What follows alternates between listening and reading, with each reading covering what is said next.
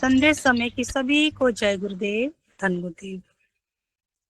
मेरी पाठी साहिब पाठी रीता बहन जी शुरू करें जी। जय गुरुदेव मैम। आगे आप अपना सत्संग और प्रवचन से निहाल करें सभी संगत को। जय गुरुदेव। गुरु प्यारी साध संगत जी, आप सभी को जय गुरुदेव, धन गुरुदेव जी। राग घोड़ी वाणी साहिब श्री गुरु रविदास महाराज जी की एक ओंकार सतगुरु प्रसाद। गुरु प्यारी साध संगत जी, आप सभी को जय गुरुदेव, धन गुरुदेव जी।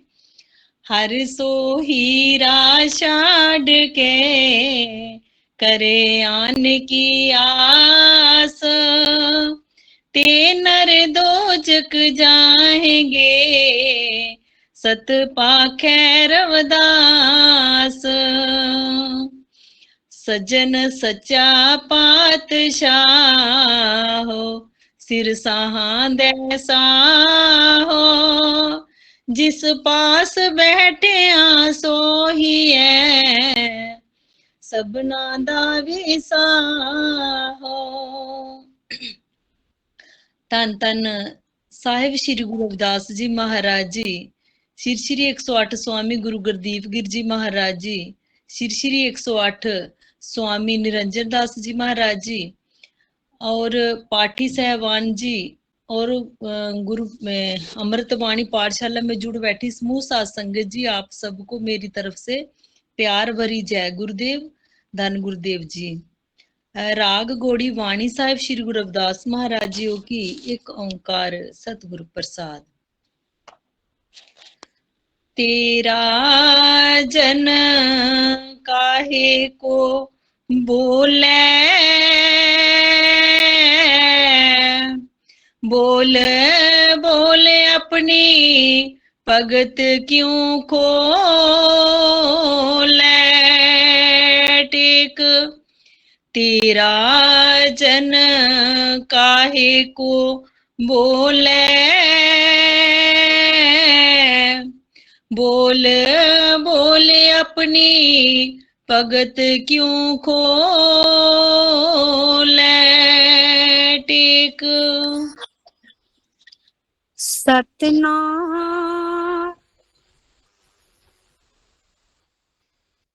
सतनाम। मैम जी, आप थोड़ा सा फोन ना अपने नजदीक रखिए, थोड़ा आपकी आवाज कटती है हर बार। मैं अपने नजदीक रखिए थोड़ा फोन। जय गुरुदेव, धन गुरुदेव। आवाज आ रही है अभी? जी मैम जी, आवाज तो आ रही है। हाँ जी हाँ जी, आ रही है आवाज। जब आप थोड़ा लंबे से बोलते हो ना तो फिर आवाज कटती है। आप थोड़ा नजदीक रखिए अपने मुंह के फोन। हम आया दूरों चल के, की तो शरणाए जियो। हम आया दूरों चल के, मैं तकी तो शरणाए जियो। मैं रखी जीत में, मैं आशा रखी जीत में। मेरे सब दुख गवाए जियो। धन धन साहिब श्री गुरु रविदास महाराज जी, मेरे रहवर पूजनीय श्री श्री 108 स्वामी गुरुदीप गिर महाराज जी व अमृतवाणी पाठशाला में जुड़ बैठी समूह सत्संगत जियो, आप सबको संदेश समय की प्यार भरी जय गुरुदेव, धन गुरुदेव। गुरु प्यारी सत्संगत जियो, सतगुरु रविदास महाराज जी की पावन पवित्र अमृतवाणी आदि ग्रंथ से ली गई, जो पाठी सहवान जी ने शब्द उच्चारण किया है, आप सारी संगत ने श्रवण किया है। साहिब श्री गुरु रविदास महाराज जी इस पंक्ति में, पहली शुरुआती पंक्ति में एक गुरुमुख को पावन पवित्र उपदेश दे रहे हैं कि जो सच्चा गुरुमुख होता है, नाम लेवा जीव जो होता है, उसको ज्यादा बोलना नहीं चाहिए। भाव की ज्यादा बोलने की मनाही है। उसको ज्यादा नहीं बोलना चाहिए। और ज्यादा बोलना क्यों नहीं चाहिए, इसका कारण क्यों है? अगर हम सोचेंगे कि भाई बोलना मना है, तो बात ही नहीं किसी से करेंगे। सतगुरु जी ने ये नहीं कहा कि किसी से बात ही नहीं करनी, ज्यादा नहीं बोलना है। जो नाम लेवा जीव होता है, जब वो मालिक के नाम के साथ जुड़ जाता है और अंदर जब परमात्मा के साथ जुड़ के अंदर के जब वो चमत्कार देखता है, फिर दुनिया के साथ उसका जो नाता है वो टूटना शुरू हो जाता है। बाहर की जो पदार्थ है, इनसे वो थोड़ा दूर दूर हटना शुरू हो जाता है। संतों ने कहा कि जो ऐसा जीव है जो मालिक के साथ जुड़कर बाहर दुनिया के साथ अपना जो वास्ता जो है वो नहीं रखता, भाव की दुनिया में बहुत ही अलग तरीके से रहता है, वो है सच्चा गुरुमुख, सच्चा संत, जो संसार की ये तीन गुणी माया जो है इससे परे हो जाता है। तीन गुणी माया कौन सी है?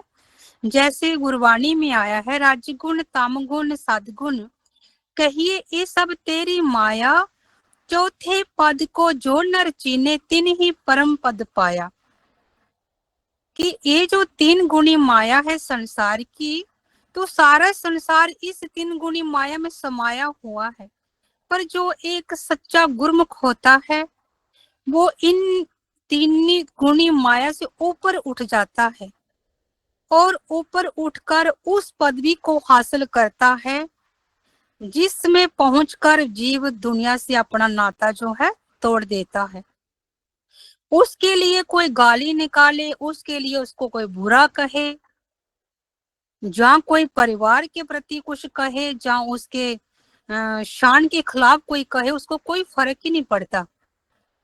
क्यों नहीं फर्क पड़ता? क्योंकि उसका ध्यान पूरा जो परमात्मा में जुड़ चुका है, वो सच्चा एक गुरुमुख बन चुका है। जैसे सतगुरु रविदास महाराज जी, सतगुरु साहिब कबीरदास महाराज जी, गुरु नानक साहिब महाराज जी, ये जितने भी संत हुए हैं, एक मालिक का रूप हो गए और सचखंड में पहुंच गए। चौथी पदवी कौन सी है? वो कौन सी अवस्था है? सचखंड। जब सचखंड में जीव पहुंच जाता है तो वहां पे वो चुप हो जाता है, भाव की शांत हो जाता है। उसको जो भी कुछ मर्जी कोई कहे, उसको कोई फर्क नहीं पड़ता। पर हम जो संसारिक जीव हैं, हम तो छोटी छोटी बातों पे बहुत जल्दी हमें गुस्सा आ जाता है, नाराज हो जाते हैं हम कि किसी ने मेरे दिल को दुखा दिया, जब मेरी शान के खिलाफ कोई बात कह दी है, जब समय अनुसार मेरी बात नहीं सुनी किसी ने। जैसे कभी कभी हमें गुस्सा आ जाता, हम फोन भी नहीं उठाते किसी का। ये हमारा मन जो है ये विकारों के वश में आ जाता है। जब विकार हम पर हावी हो जाते हैं तो हमें अंदर ही अंदर ये लूटना शुरू करता है, जिस कारण हम हमारे अंदर क्रोध, अहंकार, लोभ, ये इच्छा तृष्णा, जो सारी बीमारियां इकट्ठी हो जाती हैं। बाप की ये सारा परिवार है, विकार जो है एक नहीं आता, ये सारे इकट्ठे ही आ जाते हैं। इनका परिवार सारा इकट्ठा होता है। जैसे काम, क्रोध, लोभ, मोह, अहंकार, इच्छा तृष्णा, लोभ, होमे, ये सारी होमे की बीमारी इकट्ठी आ जाती है। सतगुरु जी हमें समझाते हैं कि भाई ज्यादा बोलेंगे तो ज्यादा बोलते बोलते हमारे में मुंह में से कोई ऐसा अपशब्द निकल जाएगा जिसके कारण दूसरा बंदा नाराज हो सकता है, उसको गुस्सा भी आ सकता है। क्योंकि सारे जीवों का जो नेचर है, स्वभाव एक जैसा नहीं होता है। कोई शांत रहता है, तो कोई जल्दी मुंह पर बोल देता है। अपने अपने नेचर की बात है। इस करके संतों ने हमें समझाया है, पावन उपदेश अपनी वाणी के अनुसार हमें दे रहे हैं कि भाई जो एक गुरुमुख है, जिसने अपना मुख गुरु के साथ जोड़ लिया है, उसको ज्यादा बोलना नहीं चाहिए, शांत रहना चाहिए। पर जब भी किसी से बात करनी है तो प्यार से हंसकर, ऐसा चेहरा खिड़ा होना चाहिए जैसे हमारे पहाड़े जी महाराज जब भी देखो हंसते रहते, स्माइल 24 घंटे होती है, जैसे कोई गुलाब का फूल खिड़ा हुआ है, ऐसे उनके मुंह पे स्माइल रहती है। बहुत अच्छा लगता है। हम सभी को ऐसी कोशिश करनी चाहिए कि हमारा भी चेहरा हमेशा खिड़ा रहे। छोटी मोटी बात जो होती रहती है, ऐसी कोई बात नहीं। सतगुरु रविदास महाराज जी हमें समझाते हैं कि बोलना क्यों नहीं है, बोल बोल बोल अपनी भक्ति क्यों खोला है। कि अगर हम ज्यादा बोलेंगे तो बोलते बोलते हमारी भक्ति में भंग पड़ सकता है। कोई हमारे मुंह से गलत शब्द निकला, एक निकला, दूसरे ने हमें 3-4 सुना दिए, उससे हमारा मन जो डिस्टर्ब हो जाता है, दिमाग हमारा काम नहीं करता और बुरे बुरे मन में दिमाग में ख्याल आने शुरू हो जाते हैं, बुरा हम सोचना शुरू कर देते, जिस कारण हमारी भक्ति में भंग पड़ता है, मन नहीं जुड़ता सिमरन में। और ज्यादा बोलने से हमारे अंदर की जो तार जुड़ी वो टूट सकती है। हमें सोच समझ के बोलना है। सतगुरु कबीरदास महाराज जी अपनी वाणी में हमें इसी पंक्ति पे बहुत सुंदर उदाहरण देके समझाते हैं कि कबीर नाम पदार्थ पाए के कबीरा गांठ ना खोल। अगर नाम का पदार्थ भाव के अंदर की तुझे पदार्थ अगर प्राप्त होने शुरू हुए हैं, कुछ दिस रहा है, कुछ नजर आ रहा है, तो अगर ये तुझे मिल रहा अंदर का खजाना, तो इसको, इसकी जो पोटली की गांठ है, इसको भाई ऐमे नहीं खोल के बैठ जाना हर किसी के पास कि आज मुझे ये नजर आया, आज मुझे ये खजाना मिला, या ऐसे मुझे अंदर की फीलिंग हो रही है, या ऐसे मेरे जो शब्द है कहाँ बज रहा है। हम हर किसी को बताना शुरू कर देते हैं कि भाई ऐसे मत बोलना, किसी को मत बताना। हाँ, हमें बताना है। अगर हम कभी कभी ज्यादा ही हमें कोई झटका लगता है, सिमरन पर बैठे हुए कभी हम डर जाते हैं, तो हमें जो बहुत गहराई में मालिक के साथ जो जुड़ा होता है उसको बताना है कि भाई क्या ऐसा भी होता है, या फिर अपने मुर्शिद के साथ हमें बात को शेयर करना है। क्योंकि हमारा मुर्शिद ही हमें बताएगा कि आप सही रास्ते पे हो कि नहीं, या फिर वो जो इस सफर पे चल पड़ा है, जो इस सफर को तय कर रहा है, जब कर लिया है, वो जानता है, ऐसे कोई हमें बताएगा नहीं। सतगुरु कबीरदास महाराज जी फरमान करते कि नाम पदार्थ पाई के कबीरा गांठ ना खोल। क्यों नहीं खोलनी? ना ही पटन ना पारखू ग्रहक ना मोल। पटन कहते हैं बाजार को, कि भाई ऐसा कोई तुझे बाजार नहीं मिलेगा जहां पे ये तो नाम पदार्थों की गठरी को खोल सके। ऐसा तुझे बाजार कोई नहीं मिलेगा। भाव की कोई भी ऐसा झुंड संतों का, गुरमुखों का, पूर्ण संतों का झुंड नहीं होता, वो तो लाखों हजारों में एक होते हैं। सतगुरु जी फरमाते हैं ना ही पटन ना पारखो। अगर बाजार मिल भी गया तो वहां पे परख करने वाला कोई नहीं मिलेगा। जी जो नाम पदार्थ है जी तो बड़ा अनमोल है, इसकी कोई कीमत दे ही नहीं सकता, तो इसकी परख करने वाला भी कोई विरला होवेगा। जैसे हीरे की परख सिर्फ एक जौहरी कर सकता है कि असली है कि नकली है, इसी तरह एक पूर्ण संत ही उस नाम पदार्थ की परख कर सकता है और आम बंदा नहीं कर सकता। सतगुरु जी फरमान करते हैं कि अगर परख वाला भी मिल गया तो ग्राहक ना मोल, कि भाई ऐसा ग्राहक जो है वो मोल तुझे नहीं दे सकता, भाव की इसकी कीमत नहीं बता सकता कि नाम पदार्थ की कीमत कितनी है। वो तो हम अपने आप को भी बेच के कहे ना कि बराबर कर लो इसकी कीमत, तो नहीं हो सकती, क्योंकि वो नाम जो है उसकी कीमत हम पा ही नहीं सकते। गुरबाणी में एक जगह आया है कि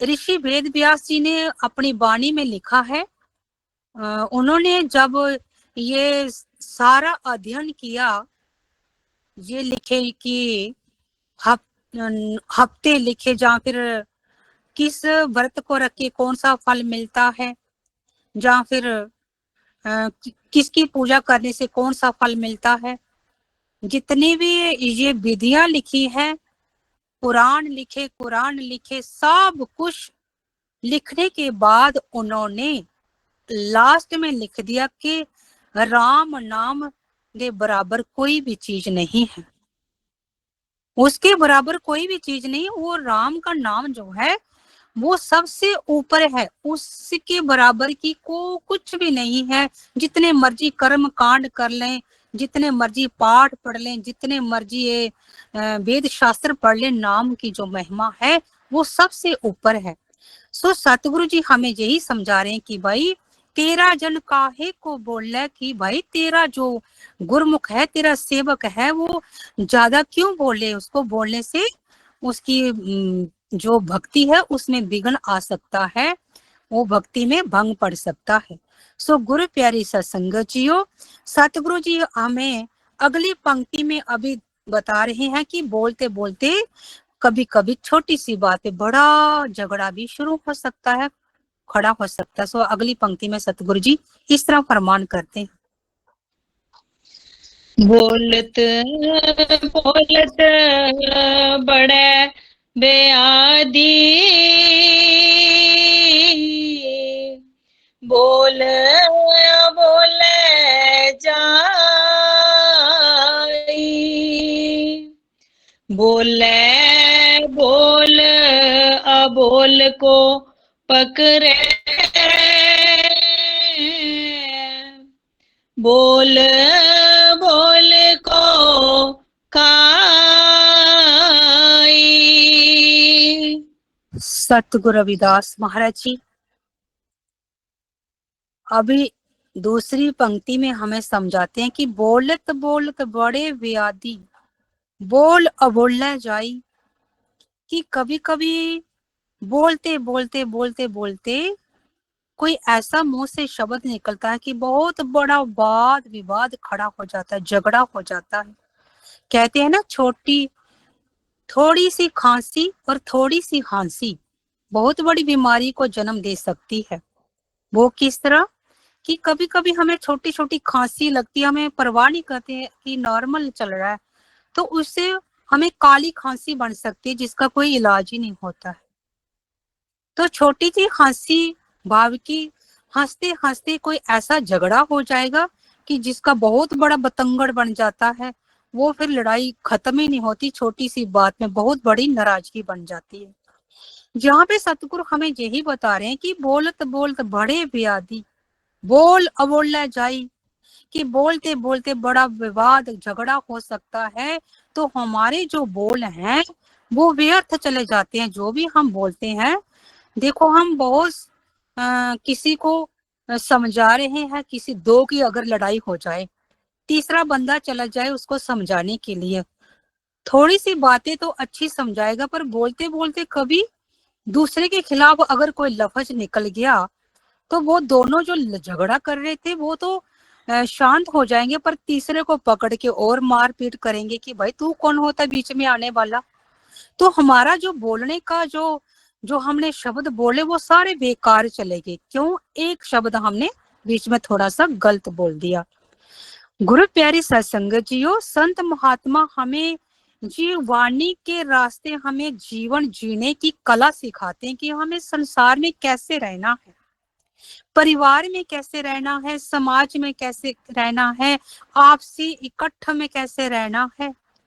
छोटी छोटी बातों पे हमें किसी के साथ नाराजगी नहीं रखनी, भाई कुछ भी हो जाए चलो। जहाँ पे 50-60 बंदे इकट्ठे रहते हैं, बैठते हैं 2 घंटे 4 घंटे इकट्ठे बैठते हैं, थोड़ी बहुत ही टकराव तो हो ही जाती है, पर इसकी हमने बहुत बड़ा बतंगड़ नहीं बनाना। हमें आपसी प्रेम रखने की कोशिश करनी है। संतों ने हमें अपनी वाणी में कितने उदाहरण दिए। सत्संगत मिल रही है माधो जैसे मधुमक्खीरा, कि भाई हमें मधुमक्खियों की तरह आपसी प्रेम बना के रखना है। हर एक मधुमक्खी में डंक होता है, पर कभी किसी को डंक मारती नहीं। वो आपसी इतना प्यार है उनका, एक ही छत्ते में इतना बड़ा परिवार बना के रखती है, कभी भी झगड़ा नहीं करती। तो सतगुरु हमें संत महात्मा समझाते हैं कि भाई हमें मधुमक्खियों की तरह रहना चाहिए। अगर किसी ने कुछ बोल भी दिया तो हम थोड़ा सा झुक जाएंगे, सहन शक्ति अगर बना लेंगे तो बहुत बड़ा फायदा हो जाएगा। जिस संतों ने ही कहा है कि भाई जो सिंबल का रुख होता है वो तो ना कोई छाया देता ना कोई इसको फल लगता है। बड़ा शब्दों में आपने भी सुना होगा कि फल नीमिया रुखानो लगदा, सिंबला तू मान ना करी। कि भाई सिंबल तो इतना ऊंचा है, इतना लंबा तू वृक्ष है, पर तेरा फायदा कोई नहीं। तू ना किसी को छाया दे सकता ना कोई फल दे सकता है। तो जो नीचे हैं, जो छोटे हैं वृक्ष, उनको फल भी लगता है। हमेशा जिसको फल लगता है वो टहनी नीचे को झुक जाती है। सो सतगुरु जी हमें यही फरमान करके समझाते हैं कि भाई ज्यादा बोलने से झगड़ा हो जाता है, तो ज्यादा नहीं बोलना, आपके शब्द जो बेकार चले जाएंगे। आगे सतगुरु जी फरमान करते, बोले बोल अबोल को पकड़े, बोल बोल को खाई। कि कभी कभी बोलते बोलते बोलते बोलते कोई ऐसी हम बात करते हैं जिसको दूसरा पकड़ के बैठ जाता है कि इसने मुझे ऐसे कहा, कि सारे पीछे वाले बोलों की समाप्ति हो जाती है। यह है संसारिक उदाहरण, पर परमार्थ का उदाहरण भी सतगुरु इसी पंक्ति में से हमें समझा रहे हैं कि बोलते बोलते ही हम उस अनबोले शब्द के साथ जुड़ते हैं। अबोल बाकी वो शब्द है जो बोलन में नहीं आता, दुन आत्मक शब्द जिसको कहा जाता है। देखो जब हम मालिक के सिमरन पर जब हम बैठते हैं तो हर कोई यही जतन करता है, पहले पाठ कर लेते हैं, मन जल्दी जुड़ जाएगा। हमारा पाठ करने का मतलब क्या है? इसका अर्थ यही है कि हमारा सिमरन के समय जल्दी मन जुड़ जाए। भजन संगीत किस लिए करते हैं? संगीत के परमात्मा बहुत नजदीक है। संगीत करना है इसलिए कि हमारे परमात्मा के साथ लिव जल्दी जुड़ जाए। किसी ने पूछा था कि पाठ करना जरूरी है, सत्संग सुनना जरूरी है, जहाँ कोई सिमरन करना जरूरी है? कि भाई ये तो स्टेप है हमारे, ये तो एक सीढ़ियां है परमात्मा के साथ मिलने की। पाठ है, भजन है, संगीत है, सत्संग है, ये तो स्टेप है परमात्मा के साथ जुड़ने के, कि हम मालिक के साथ जल्दी जुड़ जाएं। ये तरीका है। तो सिमरन जो है अपनी जगह पे वो तो सबसे जरूरी ही सिमरन है। सतगुरु जी फरमान कर रहे हैं, जहाँ पे अभी हमें परमार्थिक उदाहरण दे रहे हैं कि जब हम सिमरन पर बैठते हैं पहले हम पाठ कर लेते हैं, फिर हम 5 शब्दों का उच्चारण करते हैं। वो 5 शब्द हम क्यों उच्चारण करते हैं? क्यों कि भाई इन शब्दों को बोल बोल के उस अबोल को पकड़ ले। अबोल कौन है? जो बोलने में नहीं आ रहा, वो है शब्द दुन आत्मक नाम। तो ये है वर्ण आत्मक नाम जिनको हम बोल बोल के पुकारते हैं। जैसे अपने 5 शब्दों को जोर जोर से उच्चारण करते जाते हैं तो फिर क्या होता है, जब हमारे पकड़ में वो धुन आत्मक शब्द आ जाता है, अब हमारी बोलती बंद हो जाती है, हमारा बिल्कुल मन शांत हो जाता है। तो वो धुनकार जो धुनात्मक नाम है वो हमारी पकड़ में आ जाता है।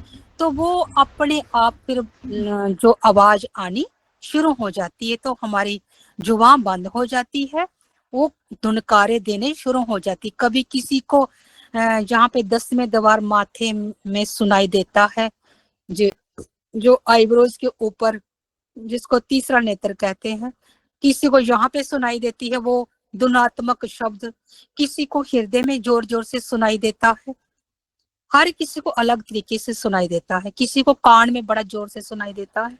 जब उसको हम पकड़ लेते हैं तो जो वर्णात्मक नाम थे, जो बोल थे, फिर उनको वो शब्द खा जाता है बाप की, वो शब्द उनकी समाप्ति कर देता है, फिर बंदा शांत हो जाता है।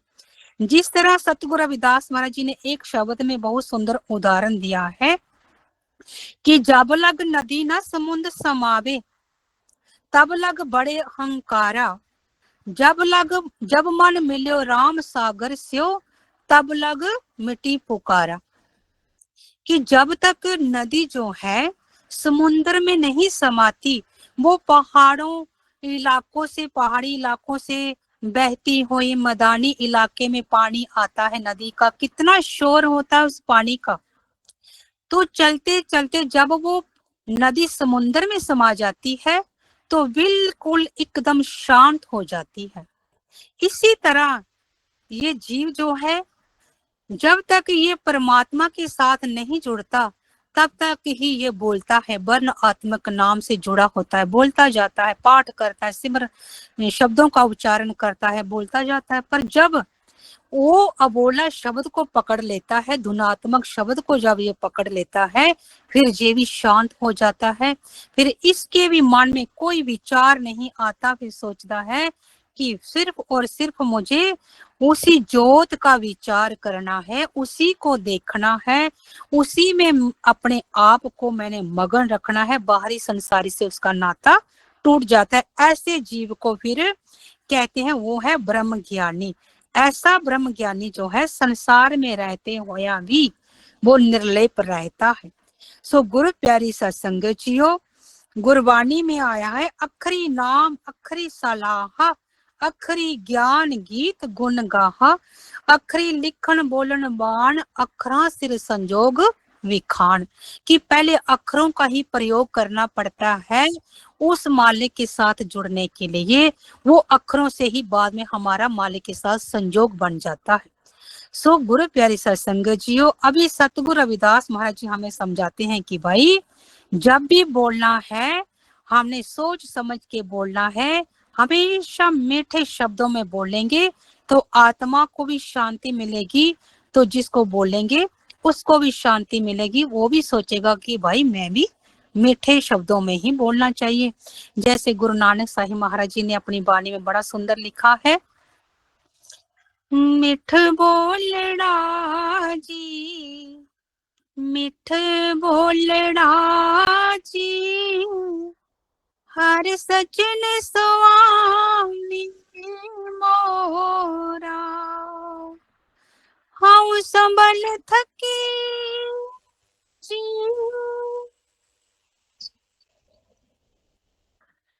हाँ संभल थकी जी, ओह कदी न बोले कोड़ा, मिठ बोलड़ा जी, मिठ बोलड़ा जी, हर सजन स्वामी मोरा।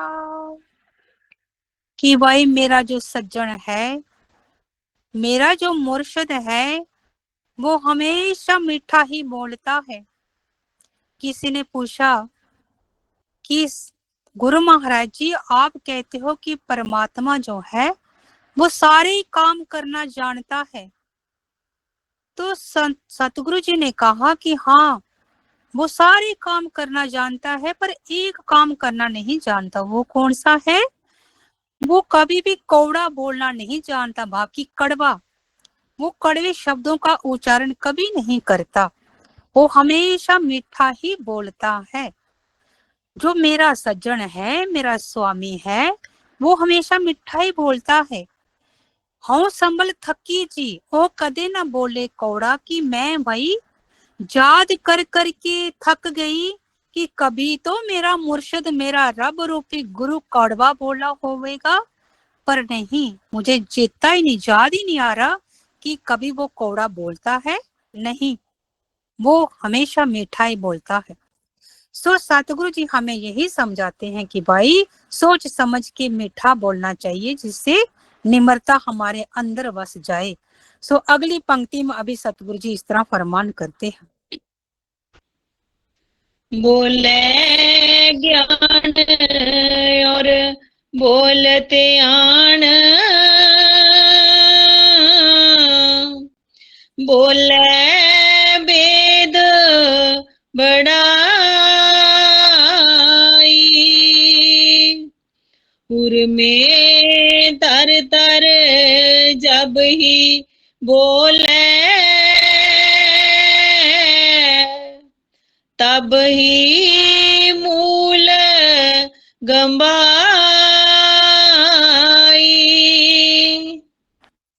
सतगुरु जी फरमान कर रहे हैं कि बोले ज्ञान और बोले ध्यान, बोले वेद बढ़ाई, कि जब अंदर जीव के अज्ञान अहंकार आ जाता है तो फिर वो सोचता है कि मैं बड़ा ज्ञानी हूँ।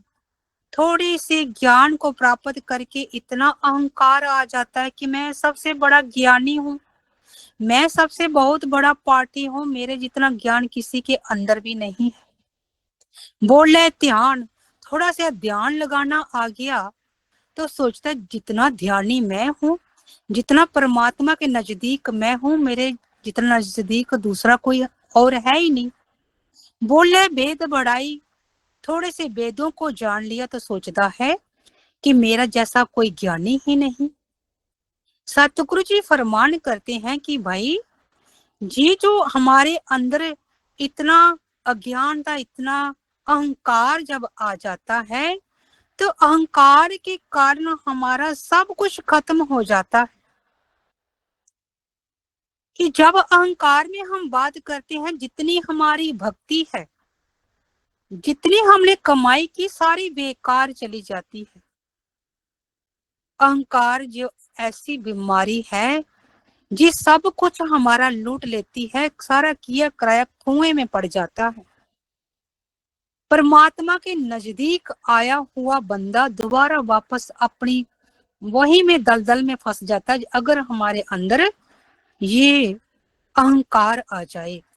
सतगुरु जी फरमान करते हैं, उर में तर जब ही बोला तब ही मोल गवाई। जब हम अहंकार में आकर कोई भी बात करते हैं, जहाँ कोई विचार करते हैं, जहाँ कोई उपदेश देते हैं, स्पीचा करते हैं, तो हमारा सब कुछ खत्म हो जाता है। लेकिन अगर हम हृदय में टिकाकर उस मालिक को बात करेंगे, उस मालिक को अपने हृदय में टिकाकर बात करेंगे, तो वही वो मालिक हमारे पे प्रसन्न हो जाएगा और हमारी तार उस मालिक के साथ जुड़ सकती है। लेकिन कहते हैं जब तक अपने आप को जीव खत्म नहीं करता, भाव की अपनी हस्ती को खत्म नहीं करता, अपनी मैं को खत्म नहीं करता, अपना आपा को खत्म नहीं करेगा, तब तक परमात्मा के साथ वो नहीं जुड़ सकता। ऊपर से हम जितना मर्जी कहें कि मैं परमात्मा के बड़े नजदीक हूँ, मैं बहुत सिमरन करता हूँ, मैं बड़ा भजन करता हूँ, मुझे ये नजर आ रहा नहीं, उसकी बातों से पता चल जाता है परमात्मा के कितने नजदीक है। क्योंकि जो भी हम अपने अंदर भरते हैं वो ही बाहर आता है।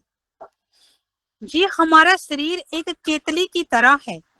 जैसे केतली में हम चाय भरते हैं तो वो चाय ही बाहर निकालती है। अगर उसमें दूध भरेंगे वो दूध ही बाहर निकालेगी। अगर उसमें हम जहर भरेंगे, कड़वा पानी भरेंगे तो वो कड़वा पानी ही निकालेगी। ये हमारा शरीर भी इसी तरह की केतली की तरह है। अगर इसमें हम 24 घंटे जहर अहंकार क्रोध और विषय विकार भरकर रखेंगे तो वो किसी को हम सोचेंगे किसी को पता नहीं चल रहा, पर हमारे शब्दों से वो कड़वापन की खुशबू जो है वो सारे आंगन में फैल जाती। एक ही बात करने पे पता चल जाता है कि इस बंदे के अंदर क्या है, क्या चीज इसने अपने अंदर भरी है। सो गुरु प्यारी सत्संग जियो, हम अपने अंदर को साफ किस तरह करना है, संत हमें यही बता रहे कि भाई इन बेकारों को एक साइड पर रखकर अपनी हस्ती को मिटाकर अपने आपे को खत्म करके उस मालिक को हम पा सकते हैं। जिस तरह किसी ने बहुत सुंदर पंक्तियों में लिखा है कि अपनी मैं मेरी को बरीकी में खत्म कैसे करना है। मैं मेरी नु मार के निका निका कुट ले, निका निका कुट ले, बड़े खजाने साहिब दे तो नीमा हो के लुट ले। कि भाई अपनी मैं मेरी को बरीकी में खत्म करना है, जड़ से खत्म करेंगे तो उस साहिब के जो खजाने हैं वो नीमे होके भाव की जो निम्रता अपने अंदर हम कायम कर लेता है, वो साहिब के खजानों को लूट लेता है। भाव की वो दाता जो है, मालिक की दात जो है, उनसे अपनी झोलियां भर लेता है। सो सतगुरु जी हमें यही फरमान करते हैं कि भाई जब तू अपने हृदय में परमात्मा को टिका के बात करेगा तो तेरे अंदर से प्रेम, श्रद्धा, मिठास, निम्रता यही अंदर से बाहर निकलेगा। तो ऐसे अगर इन मालिक को अपने हृदय में टिकाने के बजाय तो अहंकार को टिकाएगा ते तब ही मूल गवाई तेरा सब कुछ खत्म हो जाएगा भाई, तेरे पास कुछ भी बचने वाला नहीं है।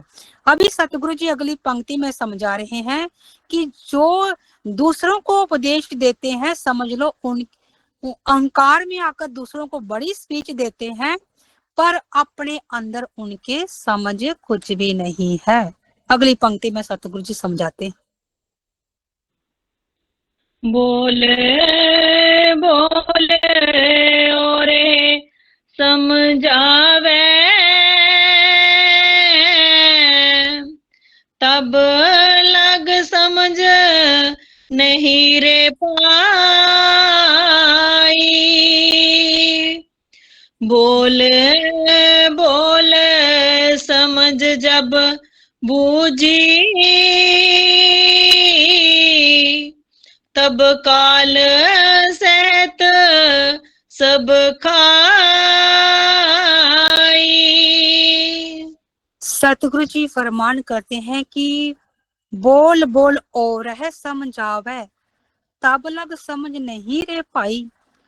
कि जब तक हम दूसरों को उपदेश देते रहेंगे पर आप खुद को कभी भी उस बात पे खरा हम नहीं उतरेंगे, अपने आप को कभी नहीं समझेंगे कि हमने भी इस बात पे खरा उतरना जो दूसरों को उपदेश दे रहे हैं। जैसे स्पीचें करते हैं, हर कोई स्पीच करता है, समझाता है। जैसे मैं भी आपको ये सत्संग को समझा रही हूँ, पर अगर मैं आप खुद जी इस बात को नहीं समझूंगी कि मालिक क्या समझा रहा है, गुरबानी हमें क्या समझा रही है, अगर इसको मैं अपने आप पर नहीं उतारूंगी तो मेरे बोलने का कोई भी फायदा नहीं। खुद को मुझे समझ नहीं, पर मैं आपको समझा रही हूँ। खुद मैं मालिक के साथ जुड़ती नहीं, अमृत बेले की संभाल नहीं करूंगी, उस मालिक का सिमरन नहीं करूंगी, मेहनत मुशक्कत नहीं करूंगी, आपको समझाने का कोई फायदा नहीं। बोल बोल बोल और समझावे तब लग समझ नहीं रे भाई। भाई तब तक समझ हमें नहीं आ सकती अगर हम किसी को स्पीचें देते रहें। जब तक आप प्रैक्टिकली करके हम नहीं देखेंगे तब लग हमें समझ बिल्कुल नहीं आ सकती। गुरबाणी में एक शब्द में सतगुरु रविदास महाराज जी फरमान करते हैं, बहुत से ज्ञान कथे हैं आप ही बने करतार, नहीं पता हम कहाँ जाएंगे बोले बिना विचार। बिना सोचे समझे अपने आप को इतना अहम बड़ा समझे कि मैं एक परमात्मा का ही रूप हो चुका हूँ, पर ये नहीं पता कि जाऊंगा कहाँ, मेरा मूड क्या है, मेरा वेश क्या है, मैं किस काम के लिए संसार में आया हूँ, इन चीजों का पता ही नहीं, पर अपने आप को परमात्मा का रूप समझता कि मैं ही परमात्मा हूँ। पर ये बिना विचार किए हुए उपदेश किसी को देने का कोई भी फायदा नहीं जब तक हमें खुद को समझ नहीं। सतगुरु जी फरमाते हैं, बोल बोल समझ जब बूझी, तब लग काल सहित सब खाई। भाई बोलते बोलते बोलते बोलते जब हमें समझ पड़ी पे बात क्या है, जो औरों को क्या समझा रहे हैं, इसका मतलब क्या है, हमें समझ कब आई, जब वृद्ध अवस्था आ गई, मौत हमारे जब सिर पे खड़ी, तब हमें समझ आई कि हम लोगों को क्या समझा रहे हैं, हमें खुद भी इसको समझना है। पर उस समय काल ने घेरा डाल लिया, तो काल सहित सब खाई, सब कुछ खत्म हो गया। फिर क्या समझने का फायदा, उस समय तो हम सिमरन भी नहीं कर सकते। जब अंत समा हमारे पास आ गया, समझ तब बूझी। गुरु प्यारी सत्संग जी, हमारी हाल तो ऐसी बनी है कि जिस तरह एक साइन बोर्ड होता है, साइन बोर्ड को देख देख के सफर जो करने वाला जो मुसाफिर है, उस साइन बोर्ड को पढ़ पढ़ के वो पूरा सफर तय करके अपनी मंजिल तक पहुंच सकता जाता है। पर जो साइन बोर्ड जिससे वो रास्ता समझ रहा है कि इतना किलोमीटर आगे तेरी मंजिल है, इतनी किलोमीटर आगे है, जो समझा रहा है साइन बोर्ड, वो तो बेचारा वहीं पे खड़ा है, समझाने वाला वहीं पे खड़ा है साइन बोर्ड, पर जो समझ रहा है वो तो समझ के अपनी मंजिल पर पहुंच गया। इसी तरह जिस तरह हम पार्टी जो है औरों को स्पीचें देते हैं, सत्संग में समझाते हैं, पर सुनने वाले को ज्यादा समझ आ जाती है। ऐसे जीव एक ही पंक्ति सुनकर अपना जीवन बदल लेते हैं, परमात्मा के साथ जुड़ जाते हैं। पर जो समझाने वाला बेचारा वहीं पे बैठा है, वो सत्संग करी जा रहा है, करी जा रहा है, खुद को कोई भी समझ नहीं है। सो गुरु प्यारी सत्संग जियो, हमें साइन बोर्ड नहीं बनना, भाई खुद भी समझना है कि भाई हम भी अपनी मंजिल तक पहुंच सकें। सो सतगुरु रविदास महाराज जी अभी अगली पंक्ति में बहुत सुंदर उपदेश दे रहे हैं। हाँ जी। बोले गुरु और बोले चेला, बोल बोल परतत जाई, कह रविदास तख्त पयो जब ही, तब ही परम निद पाई। सतगुरु रविदास महाराज जी सारा ही शब्द उच्चारण के बाद आखिरी पंक्ति में सारे शब्द का निचोड़ हमें समझा रहे हैं कि बोले गुर और बोले चेला, बोल बोल परतत जाई। कि जब एक गुरु और एक चेला, ये दो इकट्ठे बैठ के जब परमात्मा की बातें करते हैं, शोभा करते हैं, उनकी मालिक की सिफत करते हैं, तो एक दूसरे पर उनका भरोसा बनता जाता है। वैसे भरोसे के बगैर हम मंजिल तक नहीं पहुंच सकते। गुरु प्यारी सत्संग जियो, जिस तरह हम किसी भी मालिक की कोई भी कथा को कथते हैं, इकट्ठे बैठ के गुरु के पास बैठ के हम कोई भी मालिक की कथा को कथना शुरू करते हैं, मालिक की महिमा करते हैं, शोभा करते हैं, पर उसका अगर सोचेंगे कि भाई मालिक का कोई अंत है जहाँ कथा खत्म हो जाएगी, जहाँ मालिक की सिफत करते करते कोई अंत है मालिक का, तो नहीं है। जितनी भी शोभा करें कम है, जितनी भी कथा करें इतनी कम है। मालिक का तो अंत कहीं पे है ही नहीं, उनका पारा बारा है ही नहीं। पारा बारा बाब की पार रोवार, ये दो जो किनारे होते हैं, एक साइड दूसरी साइड, उनका तो किनारा है ही नहीं। जहां तक भी हम नजर लगाते हैं वो वहीं पे नजर आएगा। जहां भी देखेंगे, कण कण में, पत्ते पत्ते में, टहनी टहनी में, हर एक जीव में वो परमात्मा जो विराजमान है, उसका कोई भी अंत नहीं है। पर जब एक गुरु और एक चेला बैठ के जे करते हैं, परमात्मा की सिफतें करते हैं, शोभा करते हैं, तो एक दूसरे पर विश्वास बनता जाता है। देखो जब विश्वास होता है, प्यार भी वहीं पर बनता है। प्यार के बगैर विश्वास नहीं, विश्वास के बगैर प्रेम नहीं। ये दोनों एक साथ जुड़े हुए हैं। प्रतीत और प्रीत, प्रतीत भाव की भरोसा, प्रीत भाव की प्रेम, ये दोनों एक साथ जुड़े हैं। प्यार के बगैर हमें किसी पर भरोसा नहीं कर सकते, तो भरोसा उसी पे करेंगे जिसके साथ हमें सच्चा प्यार होता है। एक जगह सतगुरु जी फरमान करते हैं, कह रविदास अकथ कथा बहु काई करीजे, जैसा तू तैसा तू ही क्या उपमा कीजे। कि सतगुरु रविदास महाराज जी फरमान करते हैं कि हे प्रभु परमात्मा, तेरी कथा में कितनी कथूं, तेरी कथा को कोई अंत ही नहीं है। तू जैसा है तू वैसा है, तेरे जैसी कोई और चीज हो ही नहीं सकती, ना कोई है, तो तेरी कथा को कोई भी अंत नहीं। हम जितना मर्जी पढ़ लें, गुण लें, जितना मर्जी विचार कर लें, पढ़िए गुणिए नाम सब सुनिए, अनुभव पहुना दर से लोहा कंचन हिरण होए कैसे, जो पार से ना परसे। गुरबाणी में आया है कि जितने मर्जी हम पढ़ते जाएं, पूरा साल पढ़ते जाएं, पूरे महीने पढ़ते जाएं, सारी उम्र एक एक श्वास के साथ भी पढ़ते जाएं, पर उस मालिक की जो महिमा है उसका हम अंत नहीं पा सकते। जितना मर्जी करते जाएं वो खत्म नहीं हो सकती। सारे शब्द का निचोड़ यही है कि वो जो प्रभु परमात्मा है उसके साथ जो जुड़ जाता है, उस मालिक को जो पा लेता है, उसका चलना फिरना उठना बैठना सारी दुनिया से अलग हो जाता है। वो ना ज्यादा बोलता है, ना ही ज्यादा बातें करता है, सिर्फ और सिर्फ परमात्मा के साथ अपनी लिव जोड़ के रखता है, क्योंकि अंदर की जो पदार्थ हैं, खजाने हैं, उस तक पहुंच चुके होते हैं, उनकी पहचान उसको आ जाती है। इसीलिए संतों ने कहा कि भाई वो चौथी पदवी को जी प्राप्त कर जाता है, जिसके अंदर परमात्मा का जी तार जुड़ जाती है, परमात्मा के साथ जो जब इकमिक हो जाता है, जो प्रकाश में मग्न हो जाता है, वो ही सचखंड में पहुंचकर उस परमात्मा की खुशियों को प्राप्त करता है। सो आओ गुरु प्यारी सत्संगत जियो, हम भी सभी ऐसे परमात्मा के साथ सच्ची प्रीत जोड़ें और मालिक के साथ जुड़कर अपना जीवन सफल करें।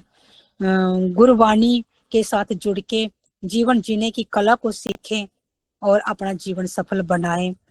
सो आखिर में दासी बेनती कर दी, मालिक सच्चे पातशाह जी हो, जिन्हों भी जीवों ने आपका सत्संग सुना है, वाणी को सुना है, सभी की हाजिरियां परवान करना, सबको अपना नाम जपन का बल बख्शना, विकारों से बचा के रखना, परमार्थ के साथ जोड़ के रखना, और सभी को दिन दुगुना रात चौगुना तरक्कियों में बख्शिश करना, सभी के घरों में खुशियां प्रदान करना।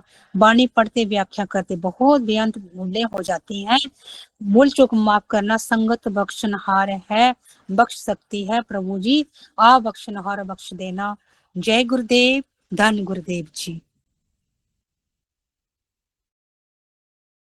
जय गुरु।